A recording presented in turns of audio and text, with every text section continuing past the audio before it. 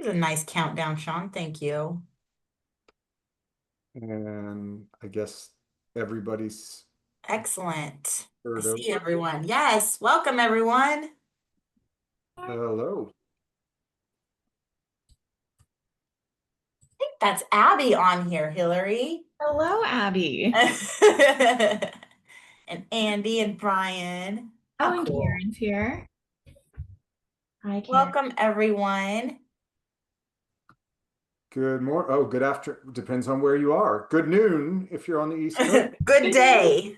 Good day, Good everyone. day to everyone. Okay.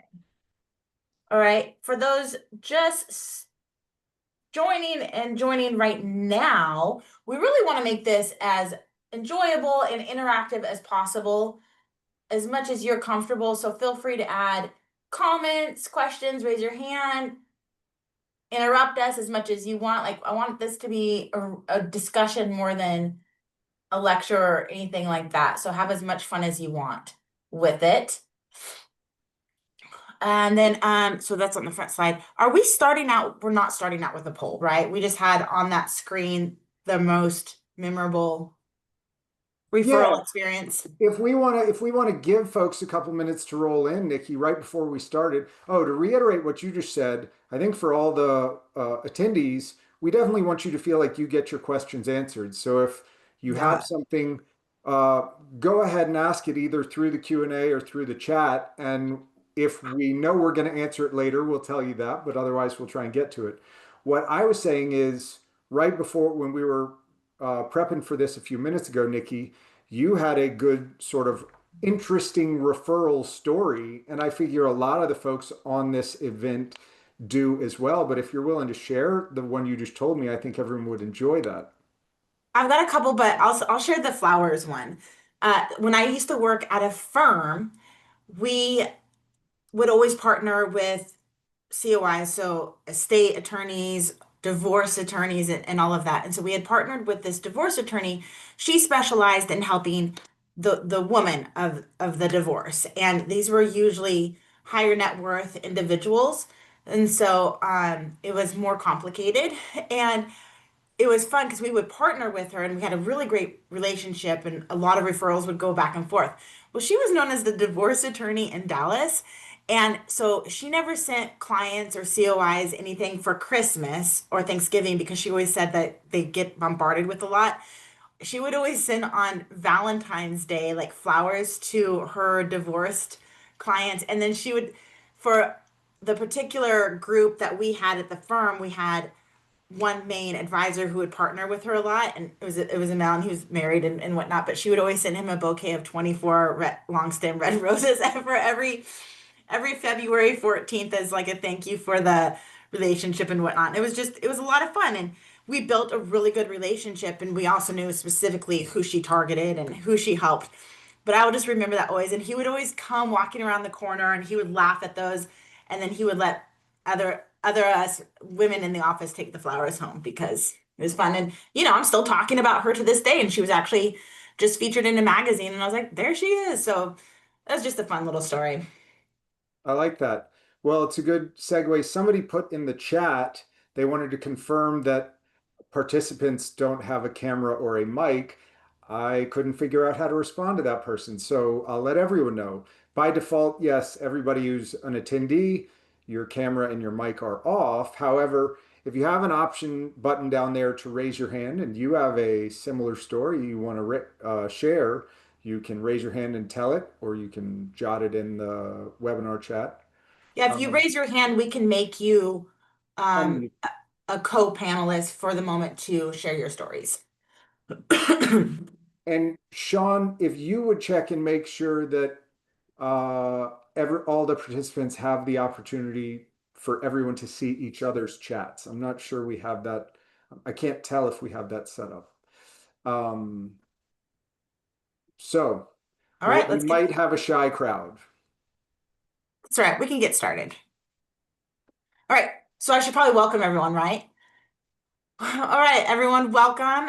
Today's focus is what we're talking about is what happens after someone refers you. Um, and as you know, the game has changed a little bit, and it's only going to continue changing. And so that's what we really wanted to talk about um, today. And I will introduce myself. You guys can see my slides, right? I have like severe trauma from not having it. Okay. My name is Niki Clark, and I am the founder and CEO of Niki Clark Marketing. I've been in marketing since 2006, specifically working with advisors since 2015.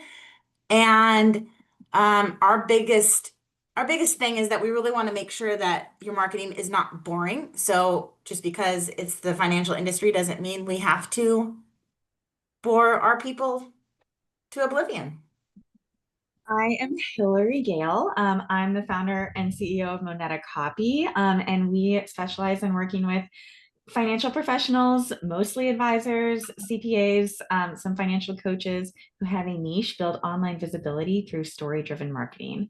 And I've been working with advisors since 2020 and love every minute of it. Every minute? Every single minute.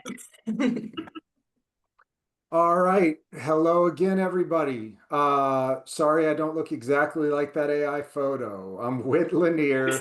I've been working in reviews for a little over a decade and have been working with financial advisors since the SEC marketing rule, since before the SEC marketing rule deadline back in November of 22.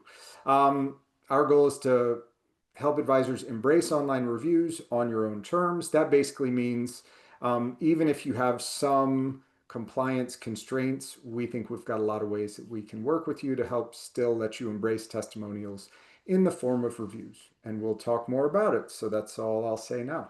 Absolutely. That picture looks great. Thanks. All right. Um, so the shift is right before, and it still happens sometimes, but the biggest shift lately has been that even though a referral happens, the very first thing that that person is most likely going to do is they're going to Google you. They're going to check you out online and do their sleuthing. And that's just because they need to feel that sense of trust. They need to get to know you. They need to see what's going on out there. And if they're smart, they're going to check to make sure there's no red flags out there. And this is just helping them start to create that relationship. These are those various touch points. And it just spurs on, and we'll get into this a little bit more, but what they see online is what spurs them on even more if they do in fact pick up the phone or schedule a meeting. I've had referrals given to me for certain businesses, and what I found online, I was like, no, no, no, not. So the referral does not actually win, especially for me. Both of these must work together. The human trust and the digital validation. They work hand in hand, not only in this industry, but every other single industry. So if you don't have an online presence, that can cause some concern for people. It's not like no one's going to, it's not going to be a deal breaker. But if you're up against an advisor who has a strong digital presence or has reviews, people are going to feel more likely to go to that other person because they feel a sense of trust and they like what they're seeing. So, oops, I went a little too far. Hold on, we're not there yet. Um, so whatever they find online is what's going to make them take that next step. Our hot water tank went out. It was so exciting. I really love that. Our hot water tank went out, and the company that we ended up calling was based off of the referrals, based off of what people said of the engagement that they had with the company. And we actually, this is interesting. We chose a company that had less reviews, but the reviews were better. So, and we actually also saved about $7,000. So, the first couple of moments are very important. So when we talk about referrals and the relationship between referrals and reviews, what we're really trying to do is remove as much friction as possible, because there can be a lot of friction that comes up when people are making referrals, when the people who have been referred are deciding to reach out or not. And so we're going to start by just understanding what is causing the friction. So then we can work to remove all those sources of friction and make referrals much, much easier. Then we'll go through, we'll talk about, how to make yourself easy to talk about, how to build visible proof and confidence. That'll be Whit. And then how you can create a consistent referral system so that you're getting referrals regularly and not just like one off a few throughout the year. And ultimately, it's always going to be important to remove friction in everything that you can possibly think of, whether it's reviews, whether it's scheduling a meeting with you, or finding the phone number on your website. Like, make it incredibly easy as much as you possibly can.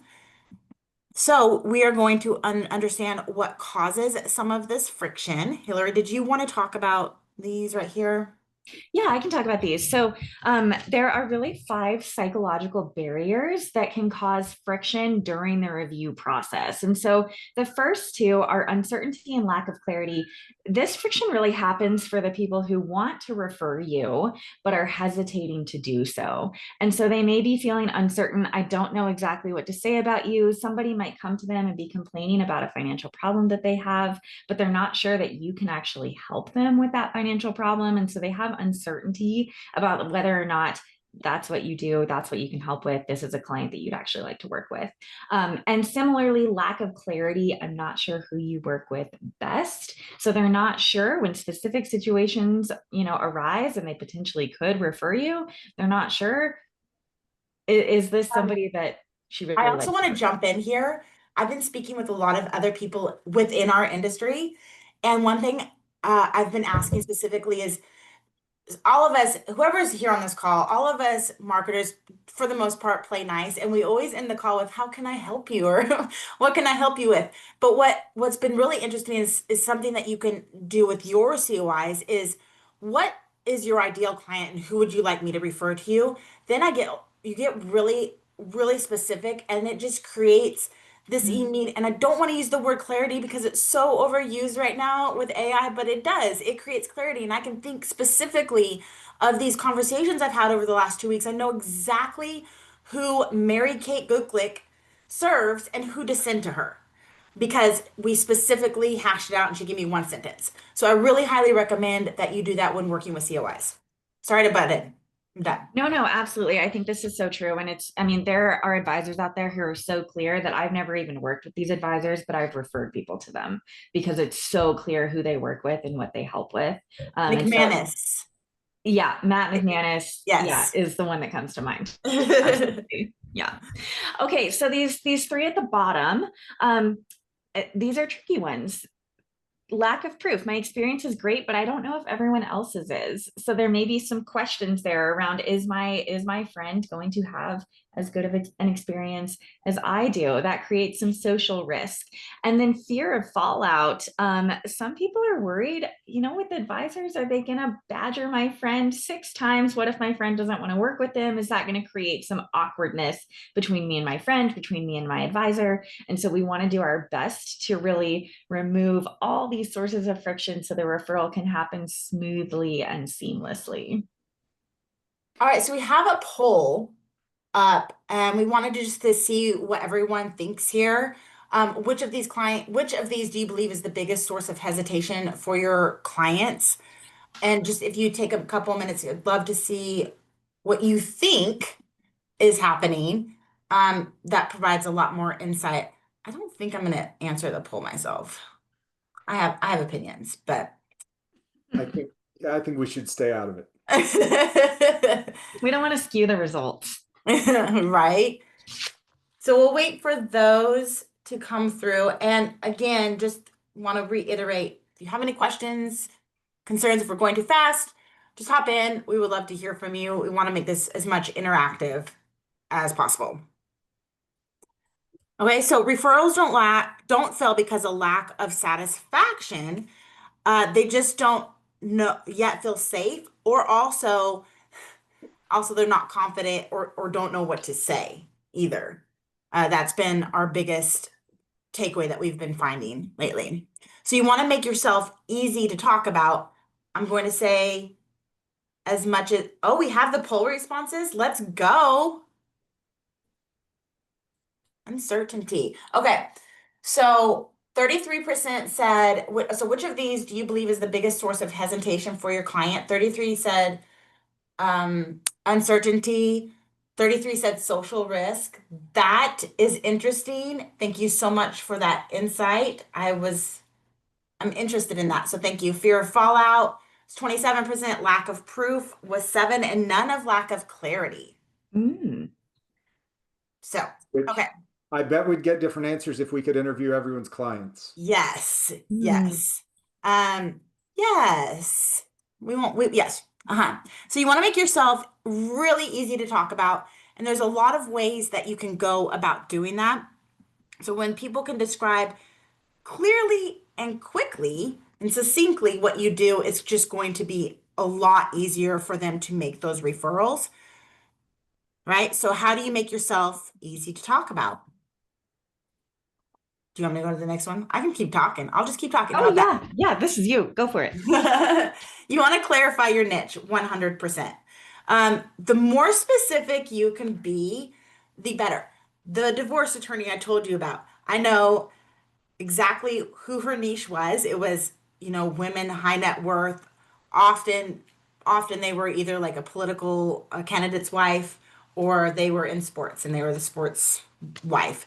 And they were going through divorce, right? We knew exactly who to send them to because they would be in really good hands, not only because of what we had experienced before, but we had also had a lot of one-on-one meetings with her and her team. So the more specific, the better. I know a lot of advisors serve wealth management, and that's great, like 100%. But if you can have like a soapbox that you care about, something that you're very passionate about, it's going to help you stand out because there's a lot of advisors out there who are doing wealth management for individuals or retirement planning. That's great, but like what's that differentiator? That's going to be really, really important. Were you going to say something, Whit, or can I keep going? Yeah, no, I agree. And I feel like for people who serve a broad client base, it's hard. They can be hesitant to narrow down their niche. And I know that could be its own webinar some other time.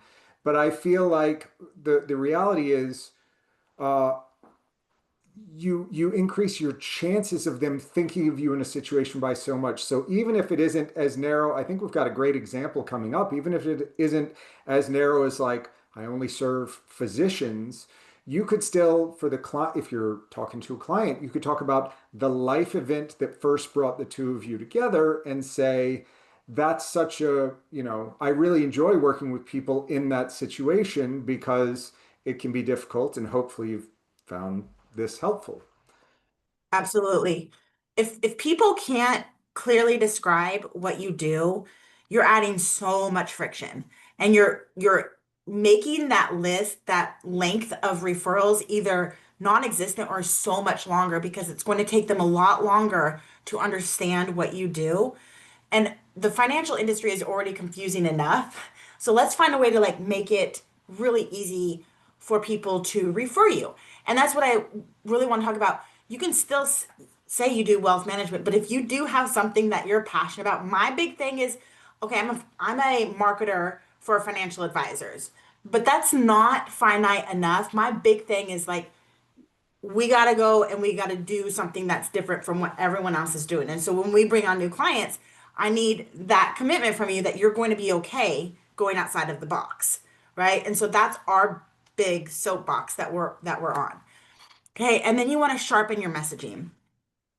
Good, strong messaging provides, I'm going to use the buzzword, but does provide so much clarity. When clients know exactly the language to use, then they can talk more freely, and it's just a whole lot easier. Whit, I know exactly what he does because him and I have spoken a lot, and he's laid it out really simply for me. So I am able to then, when I'm talking to people, I've made myself a little cheat sheet and I pull it up and I give the talking points because he's made it easy for me. He's been really specific. He could have come out and said, I help advisors get reviews. Well, I don't even know what that means, right? So know your niche or have a soapbox and be very clear about what services you perform or who you help.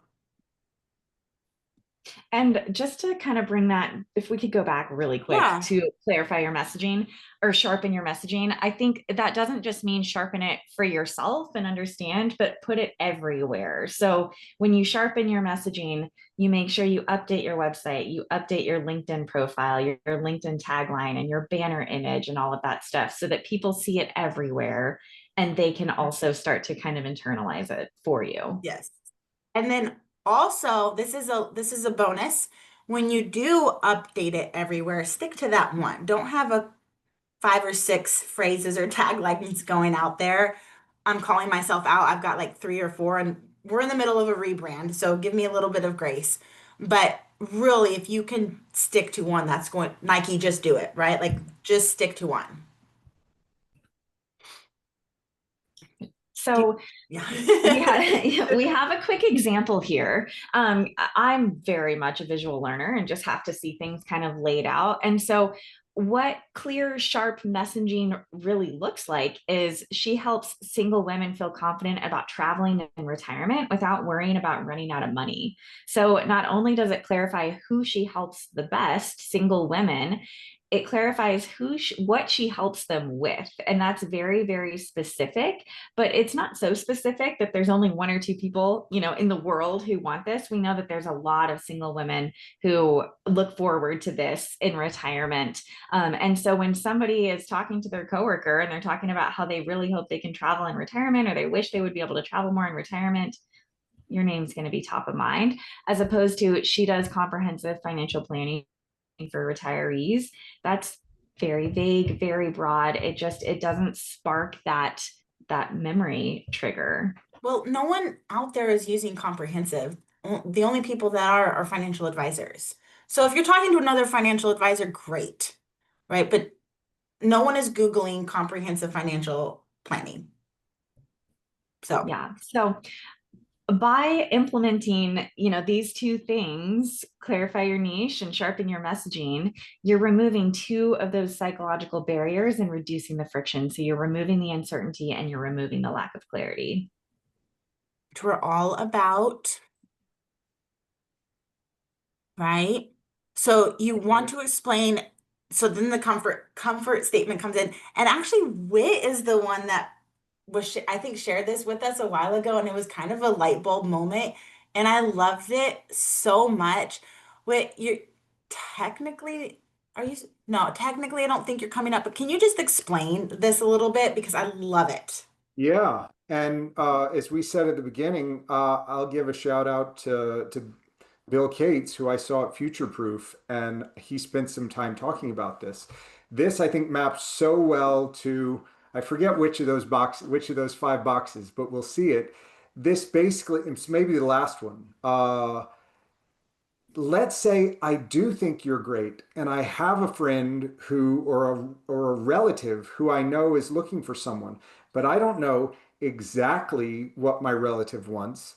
And the last thing that I want is for me to give their name to you and you to cold call them 5, 6, 7, 8, 9 times, bombard them with emails nonstop.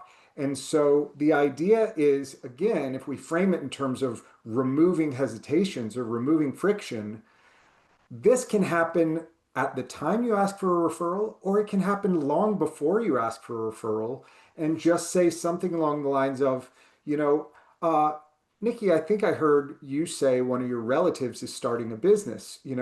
If we could find a comfortable way to make that introduction, would you have an interest in that? If you did, just so you know, all I would do is offer to have a conversation just like we're having now.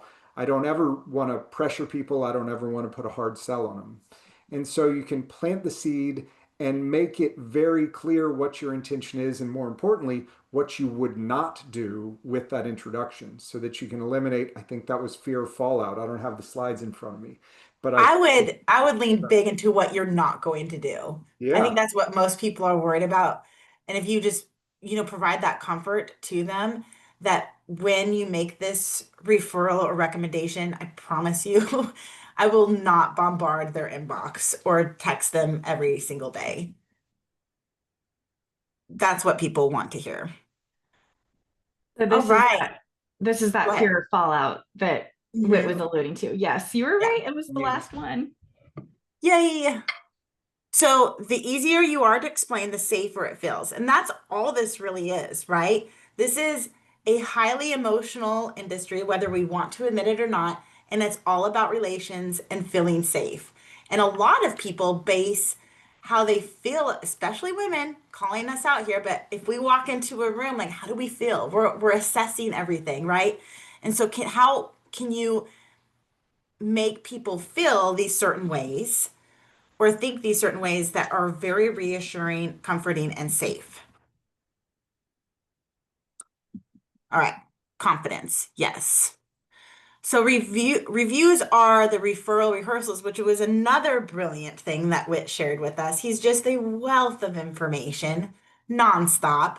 Whit, do you want to go into what you mean by this? Yeah, of course. And I'm sure you all can relate to this. I do feel like I talk to advisors about referrals every day, but each conversation sometimes uncovers a new gem. So this was actually two of the different podcasts I was on, is where we sort of surfaced this idea of reviews as referral rehearsals. It's a lot of R's. The way I like to frame it is reviews can be valuable both before a referral opportunity presents itself and after a referral opportunity presents itself. But so if we go back to those points of friction, I think the first box, or those hesitations, the first box is, I don't know what to say about you. And I would say there's two prongs to that. One is, I don't know what you want me to say about you. And then two is, I don't know how I would articulate how I feel about you. And I think one of the most important things you can do with whether it's a client or a center of influence, you want, if they have a sense that you are delivering value, the first thing you need to do is to get them to convert that good feeling, that feeling of value into words, because that is its own stumbling block. If an opportunity presents itself and I have not yet thought of how to turn a good feeling into words, that's going to reduce the likelihood of my willingness to speak up. And so it is a lower stakes ask, I would argue, asking for a review. It's a lower stakes ask, it's a lower pressure ask, but at the heart of it, you're still asking this person to say, reflect on your experience with me and share, put into words what you think has been worthwhile about it. You're not explicitly asking for a good review, but the rest of the world has trained people when you're asking for a review, they know that ideally you're going to share those things that are good. So that's really the simplest terms of what we mean here, is that if today in October I get a review request and I write a review for my advisor, and then at Thanksgiving I'm with family members and something comes up, I already know exactly how I feel, how to verbalize how I feel, and when and how I might want to bring that up. Um, the other thing that I'd said though is, yes, it is valuable before a referral opportunity comes up and after. Now, I hope it's okay to share this, Nikki and Hillary. When we were doing one of our prep calls for this, uh, you all admitted to me that you are often asked by friends and colleagues if you have an advisor that you would recommend. And I think all three of us are in an interesting situation in that we interact with advisors all the time, but for most of them, we have no experience as their client. And all of us were like, well, I feel like maybe there should be a better frame of reference, but I look at their reviews to figure out who I should refer. And I think if we're willing to admit that, there's a very, very good chance that that's true for everyone else. And so I think this speaks to a couple of the other boxes on the slide there, which is, you know, let's say I'd said maybe Nikki is my financial advisor. I have a great relationship. I think she does a great job. But I don't think of myself as a typical client for a couple of reasons. I think my setup or my personality are really different. And so I'm not 100% sure a couple other people I know would have the same experience. And so I have a little bit of that. Maybe it's social risk. I really should have printed out these boxes. I have a little bit of hesitation about that.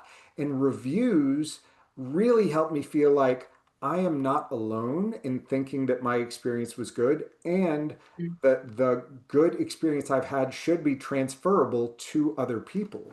So that in that way, it both this is all before we sort of make the referral and put the ball in the court of the prospect. This is all just getting to giving the referral. And a lot of people overlook that me seeing my advisor's other good reviews is going to make me much more confident in referring them. We'll talk more, I think, in later slides about AEO, SEO, Yeah. and visibility from reviews, but obviously Okay. those play a big role as well. One thing I do want to reiterate, it's something you told us that I love. It's the dress rehearsal before the performance. So when you ask people for reviews, and I thought about this because sometimes when I hear people say something, I'm like, whatever, okay. But when Whit said this, so if someone has asked me for a review and I'm like, sure, yes, I would love to leave you a review. First of all, I haven't thought of to do it myself. So please ask people because they don't think to do it themselves unless they've had a bad experience, which I left a scathing one for Hyundai.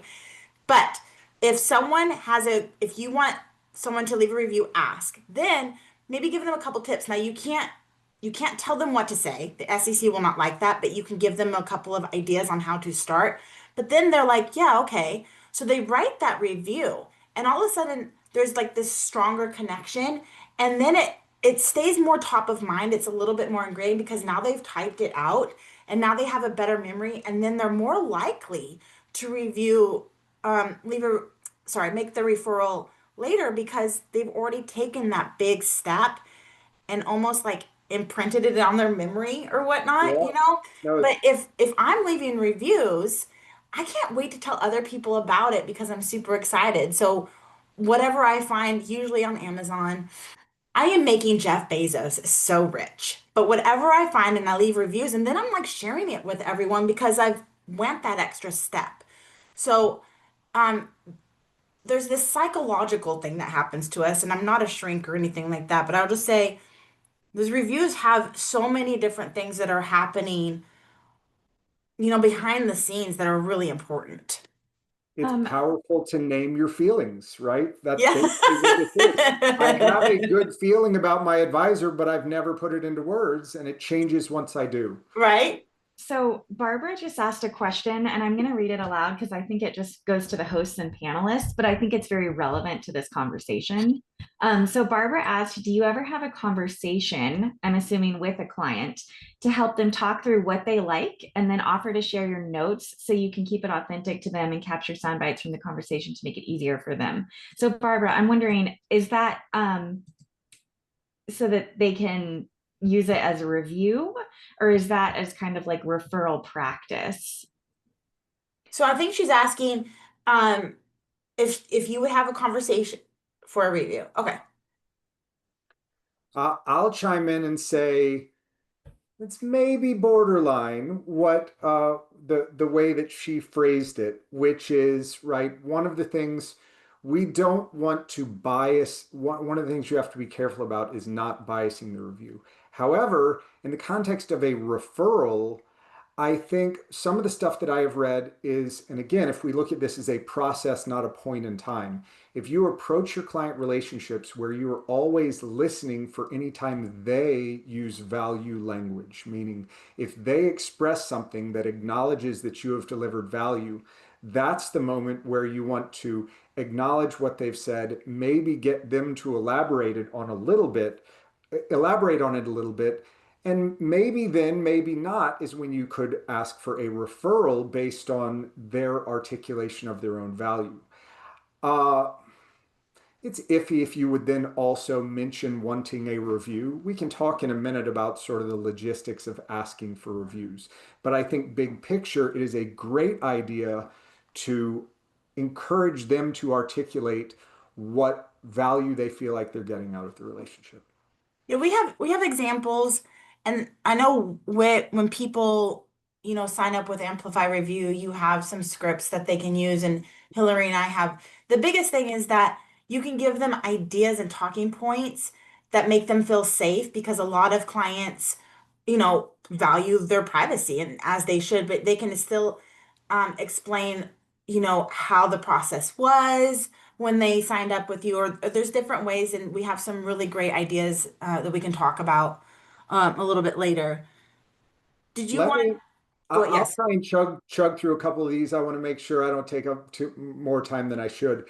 But this is such a powerful stat, and I have gone and looked all over the place. This has been tracked for a while, and it initially is shocking. Initially, I was in disbelief that anyone would make this claim, that reviews are trusted as much as personal recommendations. But I think this is another conversation Niki, Hillary, and I had. The prime example to drive home this point is restaurants. And what I think everyone has had the experience of, I've got a special occasion coming up. I want to pick out just the right restaurant, and I get a recommendation from a very trusted a friend who I think has similar taste to me. I'm not just going to go straight and make a reservation at that restaurant. I'm going to see what that restaurant's ratings are. And more importantly, if the ratings are lukewarm, what's going to win out? My trusted friend's recommendation or the lukewarm ratings? And for me, I'm going to have a ton of hesitation to go ahead and book if it's a 3.5 on Google or something. I will So not book. Like once you there will be frame no hesitation. I will not book. once you frame it that way, this stat all of a sudden it has credibility. You're like, oh, it really does matter just as much. So Hmm. we're good there. Let's move ahead. I don't want us to run out of time on this stuff. So asking for reviews, I'm going to go through this slide fairly quickly. Look, the idea, yes, is you don't need to worry about this making you seem needy. You don't need to worry about this making you seem narcissistic. Every other industry in the world has already trained people on sort of the reciprocity of reviews, and I do feel like that's a great word to use to talk about it. What advisors usually want to do is build a relationship with their clients. And if you think about anything else, a relationship is strengthened if it is two-way. If the only thing that ever happens is the advisor giving and doing for their client, yes, that's sort of the way the payment works, but you will make the relationship stronger if you allow them the opportunity to do you a favor.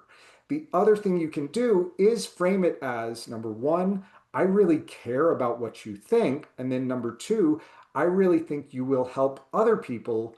I think your perspective would really help other people. So I'm going to leave it at that for this slide because I know we have Okay. another one with a checklist on it later. This, honestly, I don't know that we need to dwell too long on it because our restaurant example talked about it, but very quickly, data says when consumers go looking for referrals or recommendations, on average, they get 2.6 names or businesses or options. And so to the very opening premise of that Niki teed up at the beginning, I have three, if I round that up to three, I have three names. I'm not just going to call them alphabetically. I'm not going to pick my favorite name and reach out to them. I'm going to Google all three of those names. And whether I am looking for reviews or not, if one of them has 55-star reviews and the other two do not, I can't miss that and I can't ignore it and I can't neglect it. And so you can frame this as how great reviews are as a magnet to get prospects to choose you, or we can frame it as loss aversion, that if you're one of the people on the left or the right, you were on that short list and you didn't get the call because they couldn't find that social proof and reinforcement that they needed to feel comfortable. Oops. Yep. We're good on that. So this, it's a big topic. I'm going to touch on it briefly. Um, the way very quickly, one of the differences that we offer is we encourage people to collect reviews in a closed loop system and publish them on their own website. It is something that no compliance officer has taken issue with in terms of this is a fully compliant way to do this. There's a number of benefits. But in the context of referrals, if a human put, Niki's my middle box here, so I'll pick on her. If a human recommended Niki to me and I Google Niki, what I want everyone to see is that when you use our system to put reviews on your own site, they are marked up so that they show up to these crawlers as reviews, just like Google does, just as any other third-party site. And so, because when I'm Googling Nikki and I can see reviews that are only on my path to Nikki's website, there is less of a chance that I'm going to go shop for an advisor somewhere else. All I do is I get this reassurance and this social proof while I stay on the path to her digital front door. And I'm just going to do a plug here. Schema markup is really important in this day and age. I sound like an old person, but it is very important. We ourselves at our company, we've already implemented it. We are having all of our clients do it. It just basically tells AI searches what to crawl on your website. So if you um have a website team that you're working with, reach out to them and get that going, or feel free to contact me. We offer it as well. So this is recapping reviews, and actually, I would add in that top left box. We talked about uncertainty from the perspective of what would I say, and then obviously most of what I talked about was both lack of proof and social risk. So lots and lots of reassurance on every front for both the recommender and the person being referred. Uh, Confidence. yes. Yep. This was it's a little blurry, but I was sharing something on LinkedIn, and this Jennifer couldn't have said it like I couldn't have said it any better than Jennifer. Your client's words sell better than any copywriter ever could, and this is just so unbelievably true. I'm just gonna let Jennifer take all the credit for that one and let that sink in for everyone here. So the next step is to create a consistent referral system. And so consistent referrals, they're not just these, singular moments in time. They are systems that you build into your processes, into your annual review meetings. If you do surge meetings, you have a little referral system that you do along with your surge meeting times. And so that you are repeatedly asking for referrals in a way that feels comfortable for you and for the client, but you're not just leaving it to chance. And so that's when referrals become really a part of your marketing strategy, because most advisors do credit a lot of their growth to referrals. And so Hmm. you can take a lot of control over that growth strategy when you make it systematic. Nikki, I know you Yes. have thoughts here too. So many thoughts. I'm a strategy fiend, so I really, you know, want to oops, I went too far. Sorry, guys. Strategy is just so important because referrals, basically, I would say it's like the lifeblood of any business out there for sure. But when speaking with advisors, most advisors say most of their business growth does come from referrals. So why wouldn't you want a system or a strategy in place to make that happen and make them better, make them more consistent? And so referrals become strategic when they're part of how you operate, embed in regular touch points, uh, part of natural conversations, part of professional collaborations. You should never treat it like a one-off or I'll get to that later. And it's so easy to say I'll get to that later. Just said it earlier today, so I 100% get it. But if you just set it aside and only do it like once or twice a year, I mean, that's still better than nothing, right? But it should be always ongoing. Even when we're ourselves asking for Google reviews, we're finding ways that we can always be being implementing that. And we're finding ways that we can help that with our clients as well. So it should be something ongoing. It shouldn't be discussed when you're doing your year-end planning or beginning of the year and then let it go to the wave side. Being as proactive as you can, and then having a schedule set in place, having the strategy set in place where you can somewhat like make it run on autopilot. I've loved some people what they do is there's a lot of advisors out there, and I can't remember who recommended this, but people say, and this is brilliant, instead of clients sending them gifts for their birthday or for Christmas, they're like, we would just love a Google review or a testimonial. And like people are like, oh, yes, I would love to give that. Or if you add it like in your email signature or at the bottom of the website, that way you're satisfying the SEC rules also. And so all of us here would definitely recommend that this be constant all the time. Even if you just want to do it once a month, I mean, that's still 12 opportunities throughout the year, right? That you can do it. I just sent out a email campaign for a client yesterday. I think it only went to 30 people, and I checked before this webinar. I was like, did they get another Google Business Review? And they did, right? So like that's really exciting. So just constantly thinking of ways that you can ask for those reviews. The one thing I really like about Amplify reviews is a lot of clients don't want to leave a Google review because it's their face and their name, right? There's a little bit of confidentiality, a lot of bit of confidentiality using Amplify reviews that protects that person a lot more, and they're more likely to be giving those reviews. Uh, we got all of these. Check, check, check, because we're good. This is what I'm super excited. I'm a little upset at you, Whit. I was going to change this, but I didn't have time. Reviews tell us what to do, but this, we're going to brand this as Whit's checklist. So go. Well, Nikki gets all the credit, right? I really appreciate and enjoy having specific conversations with advisors and firms about their specific situations and concerns. But kudos to Nikki, who in one of our prep calls was like, Whit, people just want you to tell us what to do. So just put it on paper, tell us what to do. This was my attempt to do that. So look, our platform, if you want to work with our platform, if you want to work with our team, a big part of the benefit is we will understand your situation, come up with a plan just for you. But if you're dead set to do it alone, here's what you can do. Before you start, have a policy. Reach out, we can give you a template. This is just, if you are not going to ask every single one of your clients, have reasonable guidelines about which clients you would exclude and why. You can't cherry pick. That you will have to run by compliance, but you want to be able to articulate that. Similarly, this is more in a closed loop system. There are going to be circumstances why you wouldn't publish a review. The obvious ones are profanity, personally identifiable information, or if it contains a performance claim. Now, if you're just going through Google, you don't really have much control over those. But if you want to publish those on your website, you want to be able to document why wouldn't we publish everything? And you want to be able to document that. Then, to the meat of it, we're going to go ask. We recommend before you send something, sending an email a day or two ahead of time to get people thinking about it, to know that it's going to be on their mind, and usually to tell them it's completely optional. Here's why we're asking. Would love it if you do. Here are the sorts of things we'd want you to talk about.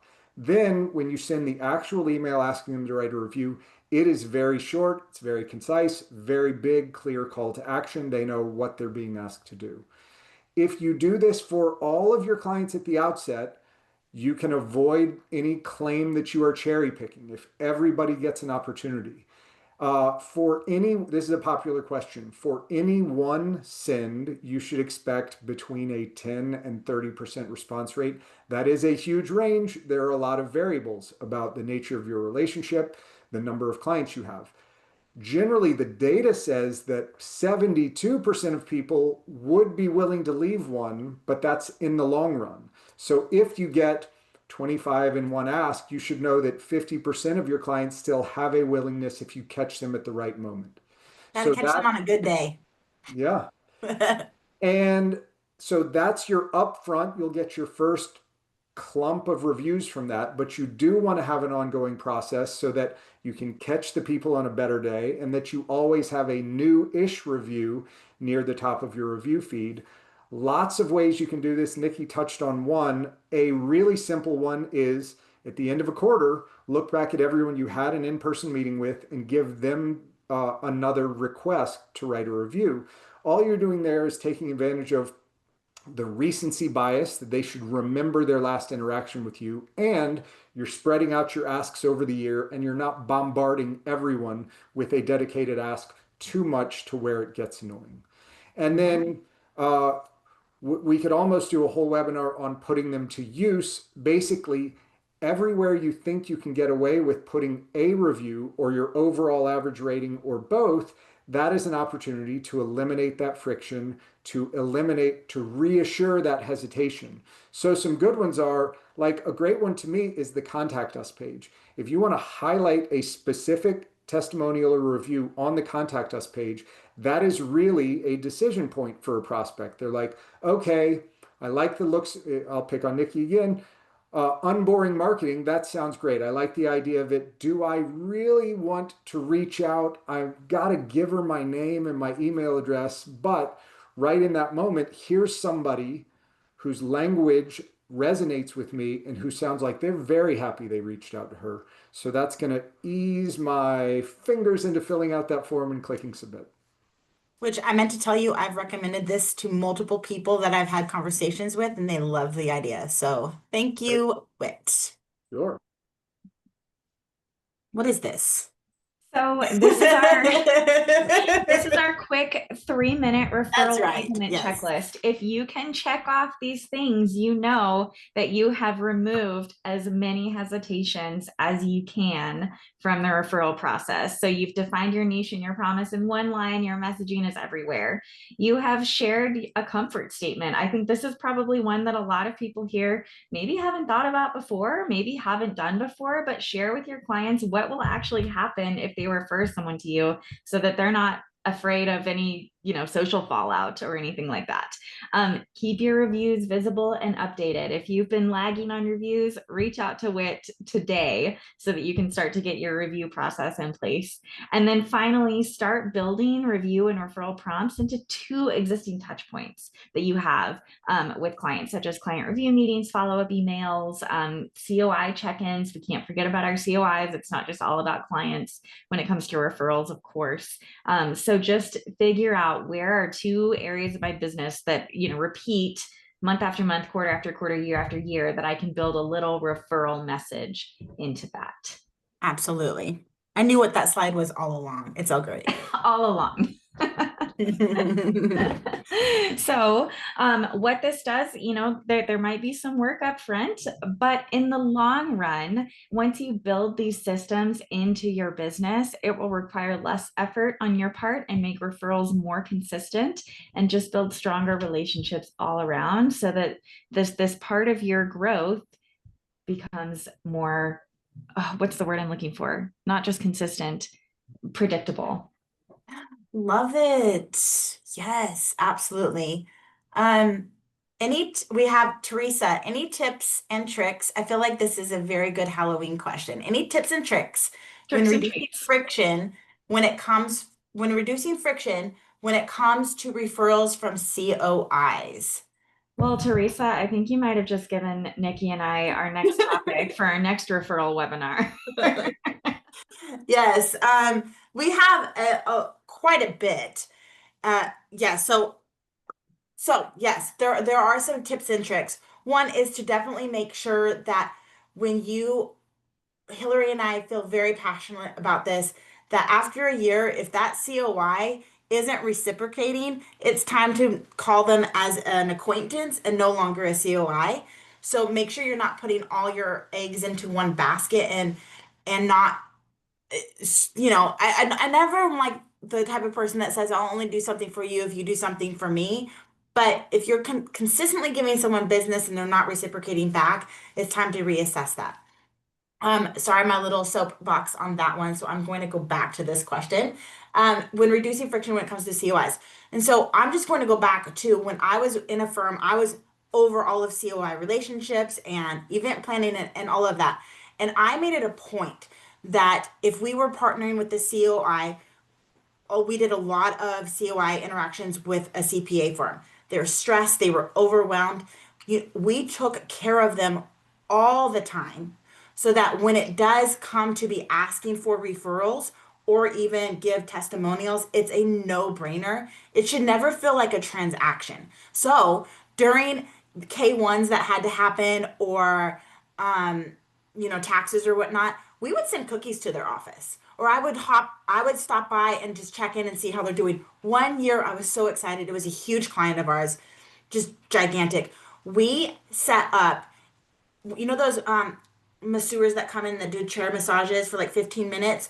We set it up in their office because they were going to be pulling all-nighters, right? So any sort of touch points that you can add along the way, and also providing like this is how we take care of your clients when you send them to us.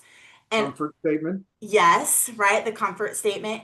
And also, if they ever have questions, or if their clients are having frequently asked questions about the line of work that you do, provide them a guide, a checklist, a one pager, or anything that COI can hand to their client has your name and your branding on it, right? And there it is. So I hope that answers that question, Teresa. Um, Hillary, did you have something? Well, I could get on a soapbox about this too. I think we should do a webinar specifically on this topic because I think Yeah. this is also just a really good. Teresa, feel free to email us, Mhm. Hillary and Nikki, and reach out to us. I'm sorry, I'm getting flustered a little bit because this is such a good one. So feel free to reach out to us. We'd be happy to answer that via email for you. And so I just want to wrap all of this up in a nice little bow. And Hillary and I have been partnering together, I think for a year now. I don't even know. But we have two offerings. And so we have one where it's referrals on purpose. If you scan that QR code, you'll see a little bit about this. This is really good. We deliver a playbook, help you with some messaging and some tools and strategies. And then if you want to go really all in, hands on, Abby, who's on this call, has already gone, we're halfway through with her. This is a lot more hands on. Um, and Hillary and I are busy bees in the background. If you scan that QR code, you can learn a little bit more about that. We deliver playbooks, strategies, checklists, guides, and way to get the referrals come going. We actually helped out an advisor get really specific on their niche, and it's proving to be successful so far. So feel free to reach out to us for those. And then Whit has a great offering. One more slide. Oh, sorry, guys. I That's got all right. sidetracked. No, one more. Sorry. Actually, Oh, let me just say this. Yes, Hillary and I did want to say that if you do want to join our workshop, and thank you, Abby, for that sweet recommendation. We are doing a special rate just for today. So at the end of tomorrow, it'll go back to 8,000. But there's a lot. If you scan that QR code, probably helps if I have it. If you scan this QR code, you'll see everything that we offer. Hillary and I take this seriously because we love working with advisors and we want to make sure it works for you. So, um, then Whit, here we go. so yeah, what I alluded to earlier, there are tons of options for how folks can pursue reviews. We make a strong case that by collecting them in a closed loop system and displaying them on your own website, uh, keeps prospects who have been referred to you from looking elsewhere and delivers a ton of SEO and AI search benefit directly to your website. So for a lot of people, what we'll do that will help is we'll look at your current website, we'll find a page that would look good with your reviews on it, and we will go ahead and create a copy that would show you exactly how your website would look with our technology embedded in it, but with your color scheme, your fonts, your branding. That's the other nice advantage of this. We Mhm. really try to highlight you, not ourselves. Which I love. Absolutely. So, thank you, everyone. Um, if you do have any questions that we didn't cover, we really do want to be able to answer those for you.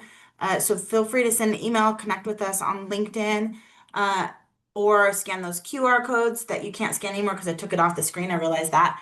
But you are welcome to reach out to us. We're happy to provide answers and next steps of how we can best help you out. And we That's will our send the comfort replay. statement. Oh, sorry, go ahead, Whit.